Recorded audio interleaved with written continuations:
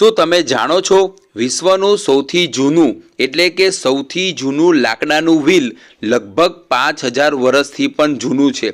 ના જાણતા હોય તો વિડીયો પૂરો જોજો, તમને સંપૂર્ણ માહિતી મળી જશે। આ વ્હીલ 2002માં મળ્યું હતું અને ત્યાં આર્કિયોલોજિસ્ટની સ્ટડી દ્વારા આ વ્હીલ મળ્યું હતું, જે લગભગ 20 કિલોમીટર લ્યુબિયાના સાઉથમાં મળ્યું હતું અને તે સ્લોવેનિયાનું કેપિટલ છે અને આ વ્હીલ હાલમાં ત્યાંના મ્યુઝિયમમાં રાખવામાં આવેલ છે।